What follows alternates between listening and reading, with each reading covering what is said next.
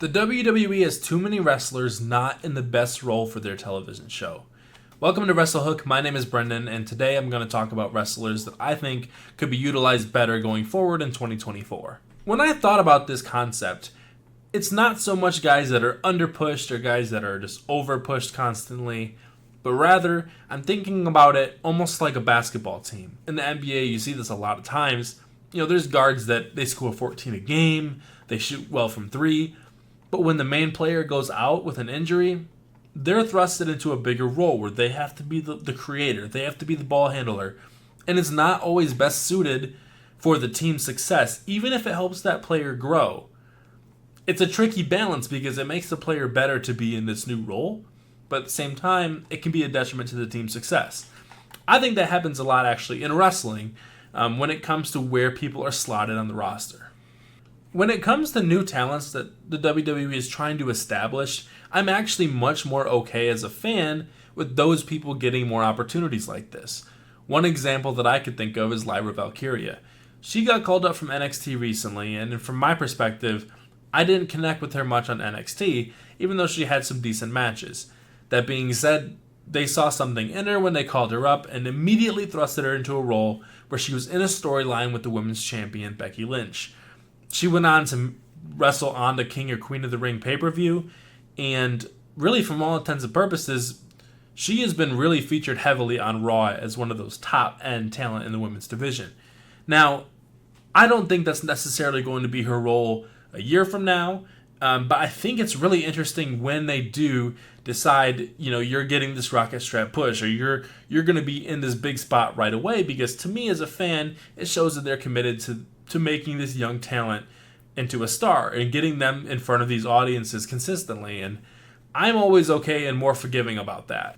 However, there's a lot of talent that have been there for quite some time that I think are just not in the right spots right now on the roster, and I'm not saying they're bad wrestlers. I'm not saying I'm not a fan of them. I'm a very big fan of these wrestlers I'm going to talk about, some of them, most of them, but I think that they could be better utilized in different ways. I'm going to try to leave the more controversial ones for the end, so if you're willing to stick around, it's okay if you disagree. Just let me know in the comments, because I'd love to have a conversation about this with y'all if you guys are engaging with the content. The first person to me that comes to mind when I was thinking about this list is Damian Priest, the World Heavyweight Champion. Damian Priest won the title back at WrestleMania in a big cash-in, and the moment was awesome. It was. That being said, I think this kind of is a deeper issue with how they handle Money in the Bank traditionally and how they're doing it right now. And that might be a video of its own. But I think with the Money in the Bank, they really wanted to try to give that to Priest to thrust him into a role that was bigger than what he had. I think that, Priest's standout match, certainly the Bad Buddy match at Backlash last year. And I actually think throughout the entire summer, his tag team matches against Kevin Owens, Sami Zayn, Cody Rhodes, in that summer series basically of random tags, random trios, I think that was the best role Damian Priest has been in for my taste. I think he's a very talented wrestler in a team, in a tag team. I think he gets a little bit overexposed as a singles wrestler, as a champion. His skill, I think, is a little bit better as the big man in a heel tag team. Now, it's interesting to me because it seems like we're kind of going towards a babyface turn for him potentially, so I'm curious to see how that goes. The next for me is Andrade. Andrade came in before WrestleMania, and he was a little bit directionless at the start. He had some matches on Raw. They found a way right before WrestleMania to get him into a WrestleMania tag match by taking out Dragon Lee, who I'll get to in a little bit. But Andrade has just not found his footing yet in WWE, and it's really frustrating as an Andrade fan, because at the very end of his AEW run, I was loving his Continental Classic matches. I was not shocked that he wanted to leave, because he's very vocal about his displeasure of his booking at both places. And to me, it seems like almost a similar thing is happening now. After WrestleMania, they did not immediately feature him right away. He was gone for about a month with vignettes again about his return. He comes back and he immediately starts a feud again with Santos. And look, I think they're just really struggling to find a role for some reason for Andrade, and it's really puzzling to me. I think Andrade would fit better as a more heavier pushed wrestler, because he can have great matches with AJ Styles. That's a match I would love to see before AJ hangs it up.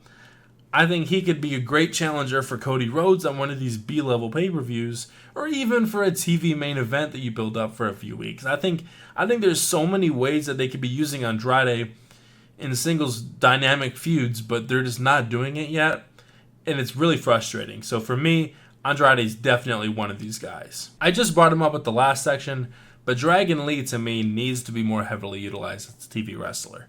When he was having matches on Raw with really relatively no connection with the crowd, he immediately got the crowd to buy in because that's how dynamic of a talent he is. He is not a guy that they need to hide, that they need to slowly introduce to main roster. I would have been more heavily featuring him right away. And, he kind of went on and off a little bit with some of the race stuff on SmackDown before WrestleMania. They pulled him out of WrestleMania. I was disappointed, even though I love Andrade. And since then, he's still not wrestled a singles match on TV. I don't even think he's wrestled a tag match. So I think that Monday Night Raw would greatly benefit from Dragon Lee matches, whether it's going to be like a singles coming up with Finn Balor or with Damian Priest. The problem is I don't want him to be presented as the guy in LWO that takes the pins, that's not on the level of the other guys. I think they should really be presenting him more as the future of Lucha Libre. I mean, Rey Mysterio, they've constantly said Rey Mysterio thinks this guy's the future. They need to show that by giving him more time in a more heavily featured position. The next one on this list might have some controversy around it because it's Liv Morgan, the current Women's World Champion. Now look, Liv has a lot of big fans. I can't say that I'm one of them. That being said, I never, throughout the last couple of years, have grown to see Liv Morgan on my television. I think that Liv was decent as a tag wrestler with Raquel Rodriguez, being one of those mid-card, formidable tag teams, who can also have some singles feuds here and there. I think that role was just fine for Liv. To me, it kind of showed in her last reign, although during that last title reign, personally, I didn't really give her a lot of that criticism because I thought that a lot of it was on the booking, the pairing with Ronda Rousey, stuff like that. But I think as she got pushed again this year, I'm starting to see that I think Liv Morgan is more of the problem than I realized. Now, Liv can have good matches. She can. I thought that some of her promos since she turned heel after WrestleMania with Becky Lynch were some of the worst segments that I've seen in a very long time on my television. And I like Becky Lynch a lot. And sometimes it's just that natural chemistry is not there. But I thought that their King and Queen of the Ring match was okay. And the steel cage match that followed it was worse. The reality is, I think that a lot of the lack of connection for me with Liv right now is that I don't really buy what she's saying. It's the performance, it's the dialogue, it's the delivery of the dialogue. To me, is just all lacking where it needs to be. Now, that being said, obviously she's thrust into a very big story right now when Rhea Ripley comes back. To me, it's just not the role that I would have Liv Morgan in. When Liv was the fiery, extreme babyface that could, have good matches here and there with some of the top talent, I think that role is just a lot better for her. Just a few more left. One of them that I wanted to mention was the tag team champions on both Raw and SmackDown. Awesome Truth had a lot of live segments and live promos, matches leading up to WrestleMania, and they were in a featured story with the Judgment Day, and it seemed like at the point where they won the titles, everyone was just thinking, okay, they're probably going to lose these quickly because, let's be honest, they're not in ring at the level of these other tag teams on Monday Night Raw, and it's probably going to be quick. So the fact that after WrestleMania, they've only gotten one live segment to which Triple H looked very uncomfortable. Can I just go, please? Hold on. Since then, it's just been backstage segments, and to me, I think that's a sign that they understand that the role as tag team champions is not going to be for long. It's kind of frustrating that they have the belts, but at least to me, they've adjusted the role in that way. For SmackDown, just not a big fan of the tag team. I think that as a team, actually, that's the best role for Grayson Waller and Austin Theory. I don't find them interesting as singles wrestlers. I think as a tag team, they've actually gelled together. They have good chemistry. They're fine fodder for guys like Randy and Kevin to take care of. But I guess the fact that those are our pair of tag champs right now, to me, the division seems less prestigious, less exciting than it did just a couple of months ago. The last one to me is a wrestler that is probably the most beloved wrestler on the roster, and it's main event Jey Uso. And the problem lies to me just with the character work blending too much into the in-ring work for me. Last year, I thought Jey was one of the most compelling characters. When he came over to Raw, he had to redeem himself because all of these members of the roster, they had been wronged by him in the bloodline for years, and he basically had no friends to go to, and he had to earn their respect and their trust. And to me, that's one of the most interesting stories they told last year. And because of that, he began to get very popular. And as main event Jey Uso, he had good matches with Seth Rollins last year.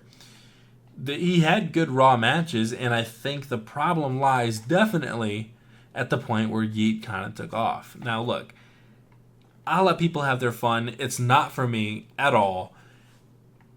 But, when you're in the arena, it's fun to say it. But to me, that's where it ends. It does not extend to when you're at home.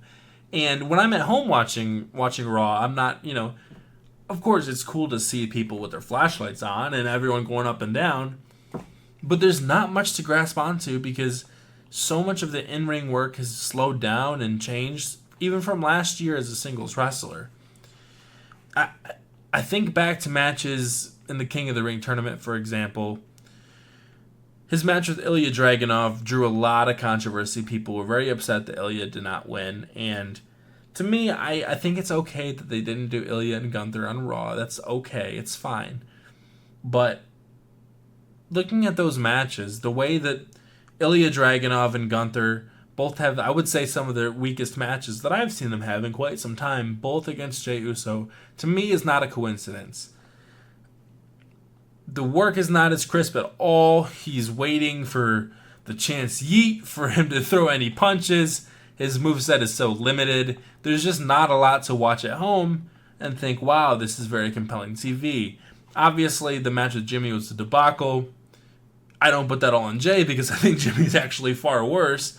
But to me, as a tag team, I am so excited to watch Jey and Jimmy this year because I think that their overness in general is going to be insane to watch. It's going to be awesome. So I'm looking forward to it. I'm just not loving Jey in this role. And it's okay if you do. But if you say that he should be world champion, I will vehemently disagree with you. And that's a wrap for today's video. Thank you for tuning into WrestleHook and our first video here on YouTube. Please throw a like on the video, subscribe. Let me know in the comments if you agree or disagree with any of the takes. And in the future, please turn the notification bell on because I have wrestling content coming consistently. Videos like these, in addition to reaction videos, live streams, podcasts, all those type of things coming soon to the channel. Thank you so much, and I hope to see you again.